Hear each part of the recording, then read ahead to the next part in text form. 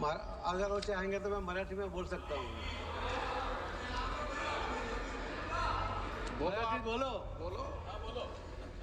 GMRT या आंतरराष्ट्रीय महत्त्वाच्या प्रोजेक्टमुळे जुन्नर आंबेगावमध्ये एक डेव्हलपमेंटल डेफिसिट तयार झालेला आहे आणि या डेव्हलपमेंटल डेफिसिट भरण्यासाठी माननीय मंत्री महोदयांकडे सरकारकडे ही विनंती आहे की यामध्ये जरी पाणी हा राज्याचा विषय असला तरी सुद्धा महत्त्वाची गोष्ट ही आहे की जुन्नर आंबेगावचा हा डेव्हलपमेंटल डेफिसिट भरण्याच्या दृष्टिकोनातून आज डिंबे इरिगेशन कुकडी इरिगेशनमध्ये कॅनॉल रिपेअरचं काम हे राज्य सरकारकडून हाती घेण्यात आलेलं, पण अजूनही कॅनॉलमध्ये फार मोठ्या प्रमाणावर गळती आहे आणि यासाठी जो अतिरिक्त निधी आहे, मी पुन्हा या डेव्हलपमेंटल डेफिसिटसाठी म्हणतो अतिरिक्त निधी केंद्र शासनाला देण्यात यावा।